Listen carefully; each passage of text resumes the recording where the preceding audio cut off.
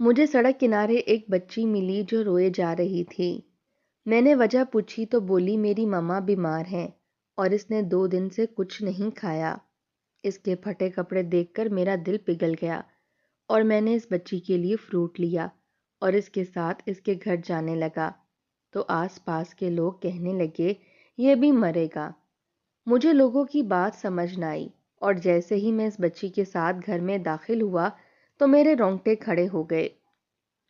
کیا بات ہے بیٹا، آپ یہاں پر ایسے کیوں کھڑی ہوئی ہیں اور اتنا کیوں رو رہی ہیں؟ میں آفس سے واپس گھر آ رہا تھا جب راستے میں مجھے ایک بچی دکھائی دی۔ وہ بہت معصوم اور پیاری سی لگ رہی تھی، لیکن کافی زیادہ غریب بھی محسوس ہو رہی تھی۔ اس کے حلیے سے ہی غربت ٹپک رہی تھی۔ میں نے اسے رونے کی وجہ پوچھی تو اس نے معصوم چہرے کے ساتھ کہا، میری ماما بیمار ہیں اور انہوں نے 2 دن سے کچھ نہیں کھایا۔ میں اس کے قریب ہوا تو دیکھا کہ اس کے کپڑے پھٹے پرانے تھے، آنکھوں میں آنسو تھے اور بال بکھرے ہوئے تھے۔ اس کی اتنی خستہ حالت دیکھ کر میرا دل پگھل گیا۔ مجھے یوں محسوس ہوا جیسے اس چھوٹی سی جان کے کندھوں پر عمر بھر کے دکھ رکھ دیے گئے ہوں۔ اس کی آنکھوں میں بھوک بھی تھی اور بے بسی بھی تھی۔ میں نے اس کا ہاتھ تھاما اور قریبی ریڑھی سے جا کر فروٹس لیے۔ میں نے کہا آپ کی ماما بیمار ہیں تو میں انہیں دوا بھی لے دوں گا اور آپ کے لیے یہ دیکھو کافی سارے فروٹس بھی لے آیا ہوں۔ آپ نے جو کھانا ہے مجھے بتا دو، میں آپ کو وہ بھی لے دیتا ہوں۔ لڑکی نے جھجکتے ہوئے برگر کی طرف اشارہ کیا اور کہنے لگی مجھے برگر کھانا ہے۔ میں نے اسے برگر لے کر دیا۔ وہ جلدی جلدی برگر کھانے لگی۔ اس کے انداز سے لگ رہا تھا جیسے وہ بھی کئی دن سے بھوکھی ہو۔ ہر نوالا وہ ایسے کھا رہی تھی جیسے کہیں کوئی چھین نہ لے۔ اس کے چھوٹے چھوٹے ہاتھ کانپ رہے تھے اور آنکھوں میں عجیب سی چمک تھی۔ میں خاموشی سے اسے دیکھتا رہا۔ میرے اندر ایک عجیب سی بے چینی پیدا ہو رہی تھی۔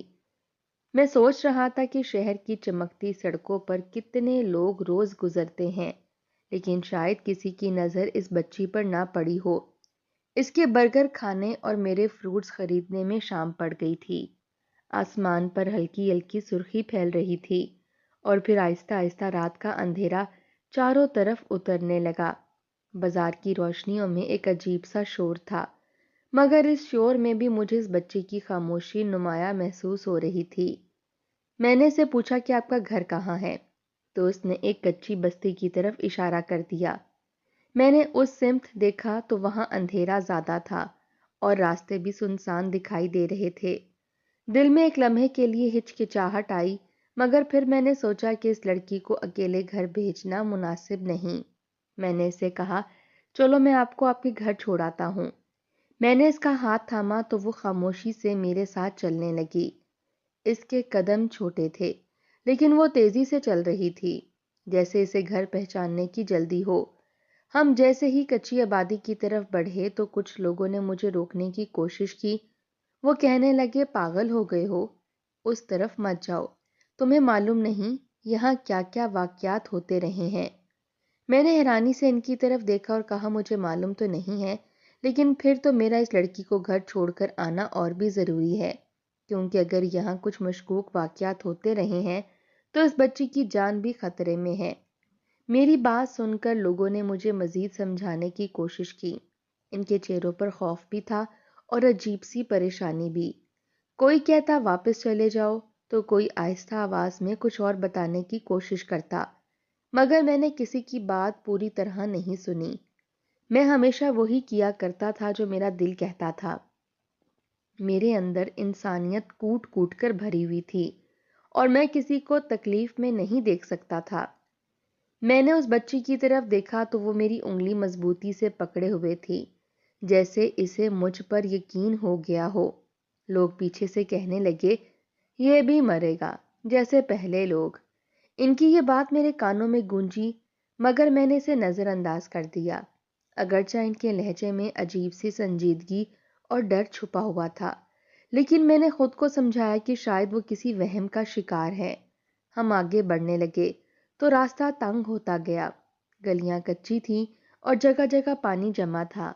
کہیں دھیمی روشنی والے بلب جل رہے تھے اور کہیں مکمل اندھیرا تھا۔ ہوا میں نمی تھی اور خاموشی ایسی کہ اپنے قدموں کی آواز بھی واضح سنائی دے رہی تھی۔ اس کچی آبادی میں داخل ہوتے ہی ماحول کچھ عجیب لگنے لگا۔ جو بھی شخص نظر آتا وہ عجیب نظروں سے مجھے دیکھتا۔ ان نظروں میں سوال بھی تھے اور تنبیہ بھی۔ مجھے محسوس ہوا جیسے میں کسی ایسی جگہ آ گیا ہوں جہاں ہر شخص کسی راز سے واقف ہے، مگر کوئی اسے زبان پر نہیں لانا چاہتا۔ ایک لمحے کے لیے میرا دل لرز گیا۔ میں نے سوچا شاید مجھے واپس لوٹ جانا چاہیے، مگر پھر فوراً ہی اس بچی کا خیال آیا اور میں نے خود کو مضبوط کر لیا۔ بچی خاموشی سے میرے ساتھ چلتی رہی۔ وہ پیچھے مڑ کر نہیں دیکھتی تھی۔ اس کے چہرے پر نہ خوف تھا نہ حیرت، بلکہ عجیب سی سنجیدگی تھی جو اس کی عمر سے کہیں بڑھ کر لگ رہی تھی۔ میں نے اسے پوچھا کیا تم یہاں روز اکیلی آتی جاتی ہو؟ تو اس نے ہلکے سے سر ہلا دیا۔ اس کا یہ جواب میرے دل کو مزید بوجھل کر گیا۔ میں سوچنے لگا کہ دنیا میں کتنے بچے ایسے ہیں جو بچپن میں ہی بڑے ہو جاتے ہیں۔ کچھ فاصلے پر جا کر وہ ایک چھوٹے سے بوسیدہ گھر کے سامنے رک گئی۔ اس نے انگلی سے اشارہ کرتے ہوئے کہا، انکل، یہی میرا گھر ہے۔ گھر کی دیواریں مٹی کی تھیں اور دروازہ پرانا سا تھا۔ ارد گرد خاموشی تھی۔ میں نے ایک لمحے کے لیے آسمان کی طرف دیکھا تو رات پوری طرح چھا چکی تھی۔ دور کہیں کتے بھونک رہے تھے اور ہوا میں سردی بڑھنے لگی تھی۔ بچی نے میری طرف دیکھ کر کہا، انکل، آپ میرے ساتھ اندر چلیں نا۔ میں نے تھوڑا سا سوچا مگر پھر اس کی بات مان لی۔ میں نے یہی سوچا تھا کہ بچی کی والدہ سے مل لوں گا۔ اگر وہ زیادہ بیمار ہوئیں تو انہیں اسپتال لے جاؤں گا، یا پھر کم از کم دواؤں کا بندوبست کر دوں گا۔ میرے دل میں یہی خیال تھا کہ شاید میری تھوڑی سی مدد کسی کی زندگی آسان بنا دے۔ جیسے ہی میں نے دروازے کے قریب قدم رکھا تو دل میں ایک عجیب سا احساس پیدا ہوا۔ نہ جانے کیوں ماحول اور بھی خاموش لگنے لگا۔ بچی نے دروازے کو آہستہ سے دھکا دیا اور وہ چڑچڑاتی آواز کے ساتھ کھل گیا۔ اندر سے ہلکی سی ٹھنڈی ہوا نکلی۔ میں نے ایک لمحے کے لیے پیچھے مڑ کر دیکھا تو گلی سنسان تھی۔ میں نے خود کو پھر سنبھالا اور دل ہی دل میں سوچا کہ انسانیت کا راستہ کبھی آسان نہیں ہوتا، لیکن اگر نیت صاف ہو تو خوف کی کوئی جگہ نہیں رہتی۔ میں بچی کے ساتھ گھر کے اندر داخل ہو گیا۔ میرے ذہن میں صرف ایک ہی خیال تھا کہ کسی بیمار ماں کی مدد کرنی ہے۔ میں نے یہی سوچا کہ اس بچی کے چہرے پر جو پریشانی اور بھوک دیکھی ہے، شاید اس کا حل آج میرے ہاتھوں سے ہو جائے۔ میں اندر قدم رکھتا گیا اور دل میں ایک عجیب سی خاموش دعا بھی چلتی رہی کہ اللہ کرے سب ٹھیک ہو۔ میں ارد گرد دیکھنے لگا۔ بچی کی ماں کہیں نظر نہیں آ رہی تھی۔ وہ بچی مجھے ایک بوسیدہ سے کمرے کی طرف لے کر چلی گئی، مگر جیسے ہی سامنے میری نظر پڑی میرے پاؤں کے نیچے سے زمین نکل گئی۔ میں نے بکھلا کر کمرے سے باہر نکلنا چاہا، مگر اب میرے لیے کوئی راستہ نہیں بچا تھا۔ میں پیچھے پلٹا تھا، لیکن تبھی میرے سر پر ایک بھاری ضرب لگی تھی۔ درد کی لہر میری گردن تک سرایت کر گئی۔ پھر آنکھوں کے سامنے اندھیرا چھانے لگا۔ میں نے حواس کو قابو میں رکھنے کی بہت کوشش کی، لیکن میرے ذہن پر ایسی غنودگی طاری ہوئی کہ مجھے کسی بھی چیز کا ہوش نہ رہا۔ میں لہرا کر زمین پر گرا اور اس دنیا سے جیسے میرا ناتا ہی ٹوٹ گیا۔ مجھے معلوم نہیں تھا کہ کتنا وقت گزرا اور کتنا نہیں۔ جب میں نے اپنی آنکھیں کھولیں تو سامنے دھندلا سا منظر نظر آیا۔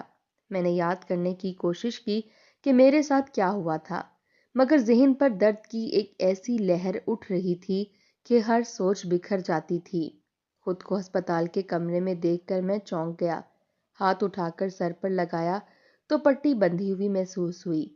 میرے منہ سے کرہا نکلی، گلا خشک تھا اور جسم میں عجیب سی کمزوری پھیلی ہوئی تھی۔ ایسا لگ رہا تھا جیسے کئی دنوں سے میں کسی گہری کھائی میں گرا ہوا تھا اور اب مشکل سے واپس نکلا ہوں۔ میری بیوی شاید باہر گئی ہوئی تھی۔ میرے کرہانے کی آواز سن کر فوراً بھاگتی ہوئی میرے پاس آئی اور مجھے ہوش میں دیکھ کر ایک دم میرے گلے لگ گئی۔ اس کے ہاتھ کانپ رہے تھے اور آنکھوں میں آنسو بھرے ہوئے تھے۔ شکر ہے فارس، تمہیں ہوش آ گیا، ورنہ مجھے تو ایسا لگا تھا کہ میں نے تمہیں کھو دیا۔ یہ کہتے ہوئے وہ ایک دم سے رو پڑی تھی۔ میں نے اسے اپنے ساتھ لگایا اور تھکے ہوئے لہجے میں پوچھا، مجھے ہوا کیا تھا؟ وہ میری طرف دیکھ کر گہری سانس لینے لگی، جیسے خود کو سنبھال رہی ہو۔ پھر آہستہ آہستہ بولی کہ مجھے نہیں معلوم تمہارے ساتھ کیا ہوا۔ جب تم نے کام سے آنے میں کافی دیر کر دی تو میں نے تمہارے نمبر پر کال کی، مگر کال تمہاری بجائے کسی اور نے اٹھائی۔ اس نے بتایا کہ تم کچی آبادی والی سائٹ پر بنے ہوئے سرکاری ہسپتال میں ہو۔ میں نے بھائی جان کو ساتھ لیا اور فوراً ہی ہسپتال پہنچی۔ تمہارے ساتھ ایک بچی کے علاوہ کوئی نہیں تھا، اور میرے لاکھ پوچھنے پر بھی اس بچی نے کچھ نہیں بتایا کہ تمہیں کیا ہوا ہے۔ تم بے ہوش تھے اور کسی کو کچھ پتا نہیں تھا۔ تمہیں ہسپتال پہنچانے والے شخص بھی واپس چلے گئے۔ بھائی جان نے تمہیں سرکاری ہسپتال سے ڈسچارج کروا کر پرائیویٹ ہسپتال میں داخل کروا دیا، اور آج تمہیں 3 دن بعد ہوش آیا ہے۔ اپنی بیوی کی باتیں سن کر مجھے جیسے جھٹکا لگا۔ یقین نہیں آ رہا تھا کہ میں پورے 3 دن بعد ہوش میں آیا ہوں۔ میرے لیے تو وہ لمحہ ابھی بھی ایک دھندلا سا منظر تھا جو آنکھوں کے سامنے بار بار ابھر کر غائب ہو جاتا تھا۔ میں نے آنکھیں بند کر کے یاد کرنے کی کوشش کی۔ ذہن کے پردے پر وہی دن پھر سے لہرایا، ایک معصوم بچی کا چہرہ، اس کی بھیگی ہوئی آنکھیں، وہ سیدھا کمرہ، اور پھر اچانک وہ منظر جسے دیکھ کر میرا دل دہل گیا تھا۔ میں نے فوراً باہر نکلنے کی کوشش کی تھی، مگر تب تک دیر ہو چکی تھی۔ اس بچی کی ماں میرے سر پر ڈنڈا مار چکی تھی۔ میرا دل تیزی سے دھڑکنے لگا۔ میں نے حیرت سے سوچا کہ اگر وہ لوگ مجرم تھے تو انہوں نے میرا موبائل یا والیٹ تک کیوں نہیں لیا؟ میرے پاس موجود سب چیزیں محفوظ تھیں۔ ایسا لگ رہا تھا جیسے مقصد لوٹ مار نہیں تھا بلکہ کچھ اور تھا جسے میں سمجھ نہیں پا رہا تھا۔ یہ سوال میرے ذہن میں بار بار گونجنے لگا۔ میں نے بیوی کی طرف دیکھا جو ابھی تک میری حالت دیکھ کر فکر مند تھی۔ کمرے میں ہلکی سی دعا کی بو پھیلی ہوئی تھی۔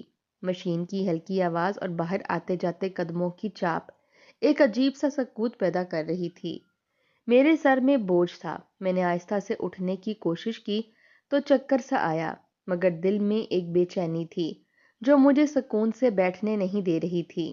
میں نے فوراً ہی اٹھنے کی کوشش کرتے ہوئے کہا کہ مجھے اس کچی آبادی میں جانا ہے۔ میری بات سنتے ہی میری بیوی کا چہرہ بدل گیا۔ وہ گھبرا کر میرے قریب آ گئی اور میرے کندھے پر ہاتھ رکھ دیا۔ اسی وقت بھائی جان بھی کمرے میں داخل ہوئے۔ انہوں نے مجھے اٹھنے کی کوشش کرتے دیکھا تو سخت لہجے میں کہا کہ تم کہیں نہیں جاؤ گے، ابھی اپنی حالت دیکھو، مشکل سے ہوش آیا ہے، اور تم پھر اسی جگہ جانے کی بات کر رہے ہو جہاں سے تمہاری آدھی جان نکلی ہوئی ملی تھی۔ میں نے کہا کہ مجھے جاننا ہے میرے ساتھ کیا ہوا تھا، وہ لوگ کون تھے، وہ بچی کون تھی۔ بھائی جان نے گہری سانس لی اور کرسی کھینچ کر بیٹھ گئے۔ انہوں نے آہستہ مگر سخت لہجے میں کہا کہ جو بھی ہوا وہ بات کی بات ہے۔ ہمیں کتنی مشکل سے پولیس کو خاموش کروانا پڑا ہے، یہ ہمیں پتا ہے۔ ہم کوئی نیا تماشا نہیں چاہتے۔ تمہیں اپنی جان عزیز نہیں تو کم از کم اپنے گھر والوں کا خیال کرو۔ ان کی باتوں میں ناراضگی سے زیادہ خوف تھا۔ شاید وہ واقعی ڈر گئے تھے کہ کہیں بات بڑھ نہ جائے۔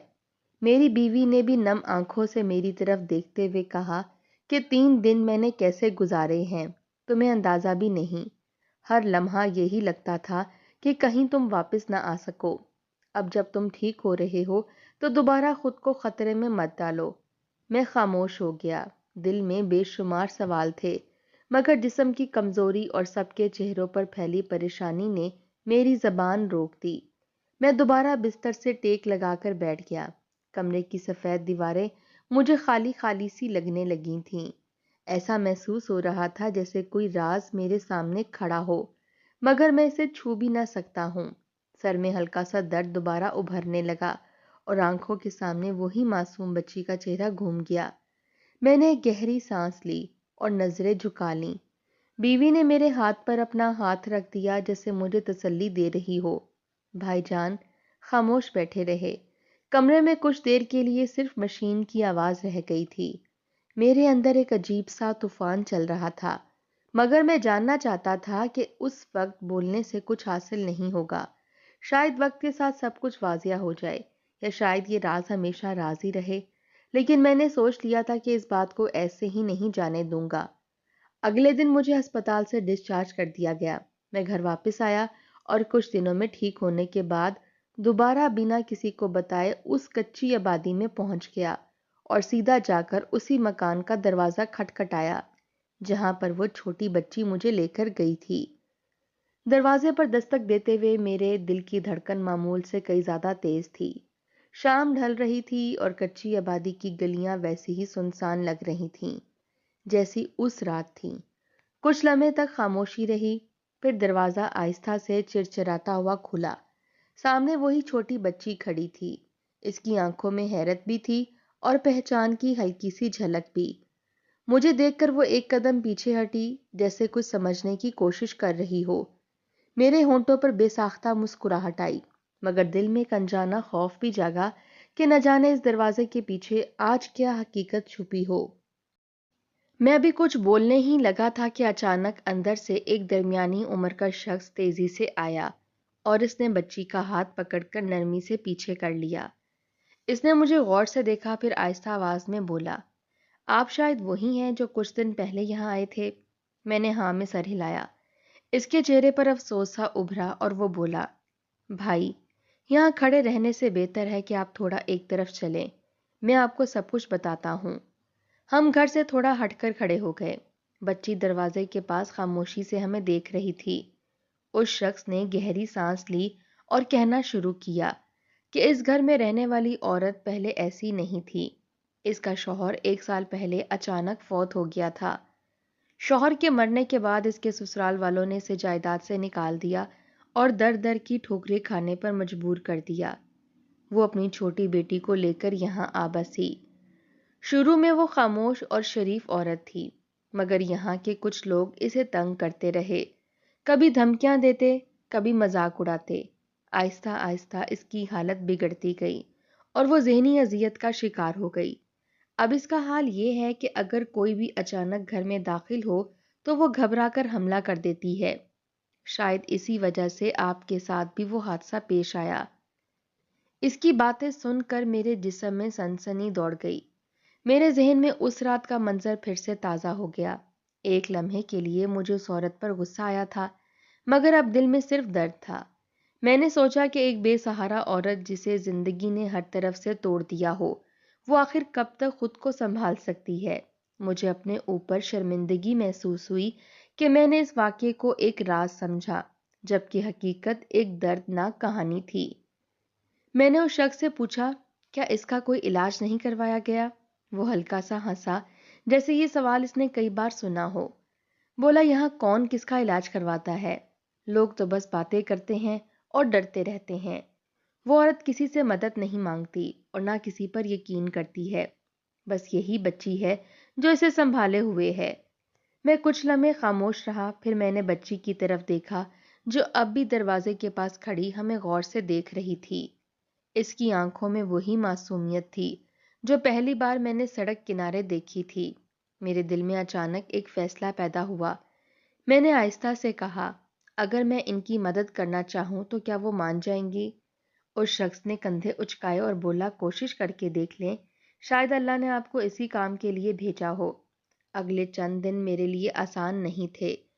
میں روز وہاں جاتا، پہلے دروازے سے ہی بات کرتا، پھر آہستہ آہستہ وہ عورت مجھے پہچاننے لگی۔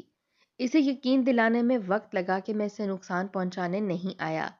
آخر کار میں نے اسے ڈاکٹر کے پاس لے جانے کا انتظام کیا۔ علاج شروع ہوا تو بہت سے لوگوں نے حیرت سے دیکھا کہ جو عورت سب کے لیے خوف کی علامت بن چکی تھی، وہ دراصل ایک زخمی روح تھی۔ میں نے اپنے گھر کی پچھلی طرف ایک چھوٹا سا کرائے کا مکان ڈھونڈا اور ان دونوں ماں بیٹی کو وہاں منتقل کر دیا۔ ہر مہینے کا کرایہ میں خود ادا کرنے لگا۔ میری بیوی نے بھی ان کا خیال رکھنا شروع کر دیا۔ شروع کے دنوں میں وہ عورت خاموش رہتی تھی، مگر چند ہفتوں بعد اس کے چہرے پر سکون کے آثار آنے لگے۔ بچی اب پہلے سے زیادہ ہنسنے لگی تھی اور کھیلتی ہوئی دکھائی دیتی تھی۔ مجھے محسوس ہونے لگا کہ شاید زندگی کبھی کبھی دوسری بار بھی موقع دیتی ہے۔ چند ماہ گزرتے ہی عورت کی حالت کافی بہتر ہو گئی۔ ڈاکٹر نے بھی کہا کہ مناسب ماحول اور علاج نے بہت فرق ڈالا ہے۔ میں نے اسے ایک چھوٹی سی ملازمت دلوا دی تاکہ وہ خود کو مصروف رکھ سکے۔ وہ دھیرے دھیرے اپنی زندگی کی طرف واپس لوٹ رہی تھی۔ ایک دن اس نے میری طرف دیکھ کر کہا کہ وہ اپنے شوہر کی چھوڑی ہوئی جائیداد ایک دن قانون کے ذریعے واپس لے گی۔ اس کی آنکھوں میں پہلی بار خوف نہیں، بلکہ عزم نظر آیا۔ میں نے مسکرا کر کہا کہ وقت لگے گا مگر آپ ضرور کامیاب ہوں گی۔ اس نے خاموشی سے سر ہلا دیا۔ اس لمحے مجھے احساس ہوا کہ کبھی کبھی انسانیت کا ایک چھوٹا سا قدم کسی کی پوری دنیا بدل سکتا ہے۔ شام کے وقت جب میں اپنے گھر کے صحن میں کھڑا تھا تو وہی چھوٹی بچی دوڑتی ہوئی آئی اور ہنستے ہوئے بولی، انکل، ماما اب نہیں ڈرتی۔ اس کی آواز میں خوشی تھی۔ میں نے آسمان کی طرف دیکھا جہاں ہلکی روشنی پھیل رہی تھی۔ میرے دل میں عجیب سا سکون تھا۔ وہ راز جو کبھی مجھے ڈراتا تھا اب ایک سبق بن چکا تھا۔ میں نے سوچا کہ شاید زندگی کا اصل حسن یہی ہے کہ اندھیری کہانیوں کا اختتام بھی کبھی نہ کبھی روشنی میں بدل جاتا ہے۔